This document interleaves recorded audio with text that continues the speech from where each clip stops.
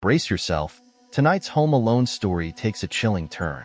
Creaking floors, a child's mysterious laughter, and a dark history of his house. A peaceful night takes a terrifying twist. Will he survive?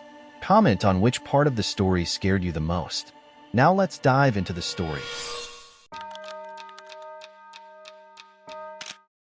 The silence in the house pressed against me like a living thing. It wasn't the comforting quiet of an empty home, but a thick, suffocating blanket that seemed to hold its breath with me. Every creak of the floorboards, every groan of the old furnace, sent shivers skittering down my spine. Tonight wasn't just any night for me, a 22-year-old college student, to be home alone. Tonight was the night the whispers started. It all began a week ago when I inherited this old Victorian house from a distant relative I barely knew. The house itself was a Gothic masterpiece, all spiky gables, stained glass windows, and a foreboding air that clung to it like cobwebs. My friends thought it was cool, a perfect bachelor pad dripping with character. But for me, it felt like a tomb, its dusty chambers whispering secrets long buried. The whispers started subtly, faint murmurs at the edge of my hearing when I was alone. A rustle in the library, a disembodied sigh in the dead of night. I convinced myself it was the house settling, the old pipes groaning. But tonight, it was different. The whispers were clear now, a chilling chorus that swirled around the top floor. They didn't form words, not yet, but they conveyed a sense of urgency, a desperate plea. Curiosity, a morbid fascination, warred with a primal fear within me.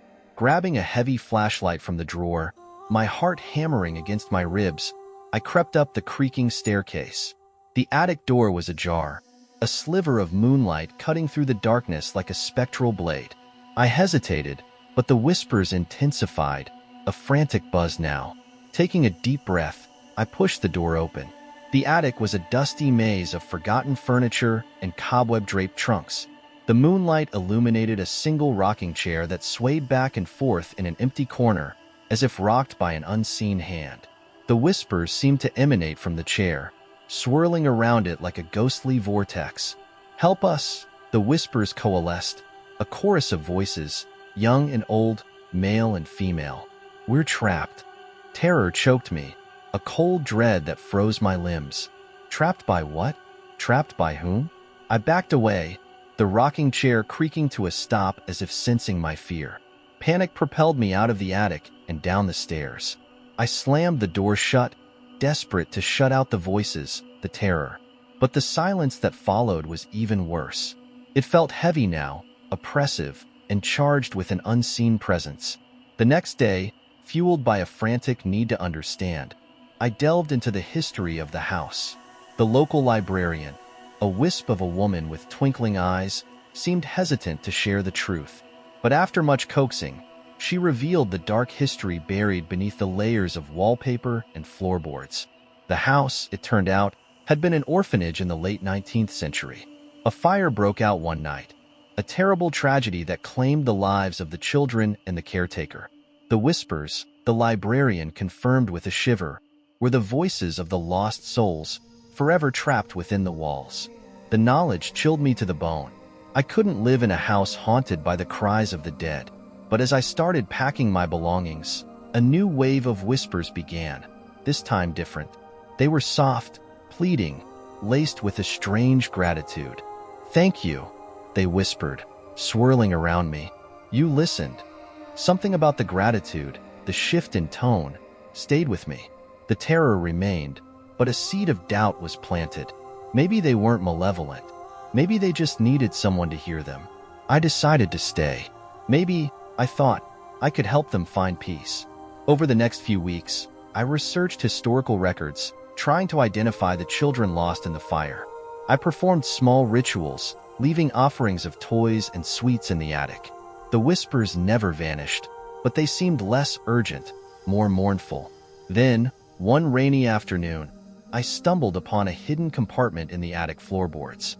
Inside, a dusty leather-bound diary lay nestled between faded photographs and yellowed letters. It belonged to the caretaker, a kind, gentle woman named Mary. As I devoured the diary, a horrifying truth unfolded. The fire wasn't an accident. It was arson. Mary herself suspected the new owner, a cruel man who wanted to demolish the orphanage and build luxury apartments on the land. On the night of the fire, Mary wrote about a confrontation, about being locked in the attic with the children as the flames engulfed the house. The revelation left me reeling. The whispers weren't just lost souls, they were vengeful spirits. They weren't trapped by the fire, they were trapped by the act of violence that claimed their lives.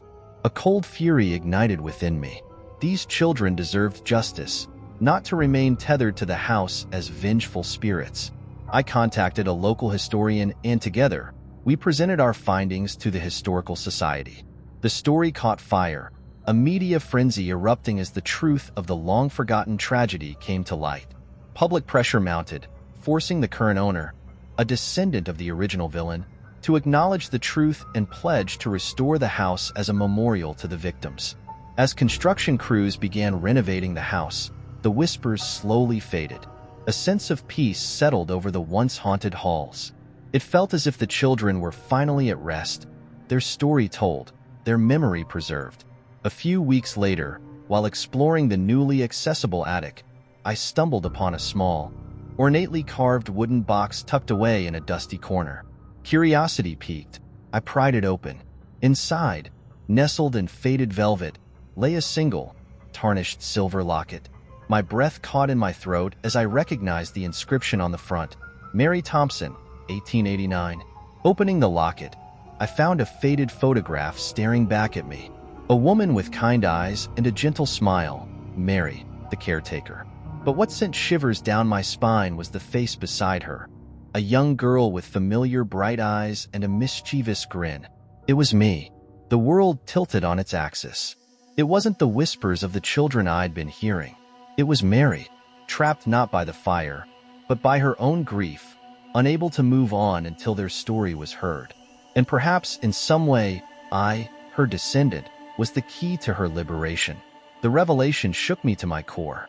The line between past and present, victim and witness, had blurred beyond recognition. The house wasn't just haunted by ghosts, it was haunted by a legacy, a story that transcended time and bound me to it in a way I never could have imagined. Looking out the attic window, I saw the construction crew making progress, sunlight streaming into the once shadowed rooms. A bittersweet feeling washed over me. Peace had come, but at a cost. The house was no longer a vessel of whispers, but a stark reminder of my connection to a long-buried tragedy.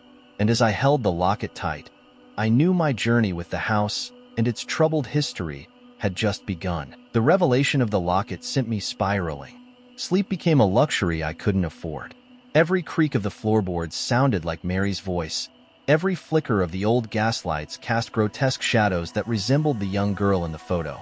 The house, once a symbol of progress, now felt like a prison, holding me captive to an ancestral bond one barely understood. Driven by a desperate need for answers, I delved deeper into Mary's diary. The final entries were the most chilling. They spoke of a ritual, a desperate act she performed to bind the spirits of the children to the house, ensuring they wouldn't suffer alone. It was meant to be temporary, a beacon to guide rescuers who never came. The weight of this knowledge crushed me. My ancestor, in her grief, had not only trapped the children but became tethered to them herself. The peace I'd witnessed was an illusion, a hollow silence. Determined to rectify the past, I sought guidance from the local historian. Together, we deciphered Mary's ritual, a complex web of symbols and forgotten lore. It was a long shot, but it was the only hope I had. The night of the ritual arrived, a cold, moonless night that mirrored the night of the fire. Armed with artifacts from the attic and guided by the historian's knowledge, I stood in the attic, the silver locket clutched in my hand. The whispers, once subdued, returned, a frenzied chorus swirling around me. As I recited the incantation from Mary's diary, the air crackled with unseen energy. The house itself seemed to shudder, the floorboards groaning in protest. Then, a brilliant white light erupted from the locket, bathing the attic in an ethereal glow. The whispers intensified, a cacophony of emotions, fear, confusion, and finally, a sense of release. One by one, The white light coalesced into figures. The children, young and innocent, and Mary herself. Her eyes filled with a newfound serenity. They looked at me, not with anger, but with a profound gratitude. Then, with a final flicker, they vanished, leaving behind a comforting silence. Exhausted but strangely liberated, I collapsed onto the dusty floor. The house felt different now, a weight lifted from its soul. The whispers were gone, replaced by a quiet acceptance of the past. But my journey wasn't over. I dedicated myself to preserving the memory of the children, turning the house into a museum instead of a luxury apartment complex. It became a place of remembrance, a quiet haven where visitors could learn about the fire and its victims. Every year, on the anniversary of the fire, I held a vigil in the attic, the silver locket around my neck a constant reminder. The house, once a vessel of fear, became a symbol of healing, a testament to the enduring power of connection, even across time and tragedy. And sometimes, on quiet nights, when the moon casts its silver glow over the house, I swear I can hear a faint giggle echoing in the halls, a playful melody that carries a hint of both sadness and hope. The sound may remind me of the tragedy, but it also serves as a comfort, a whisper from the past. Thanks for watching till the end. If you want more true, real, and unexpected stories with twists like the one you just watched, don't forget to hit that subscribe button and ring that notification bell so you never miss a new horror story. Thank you all. See you in the next video.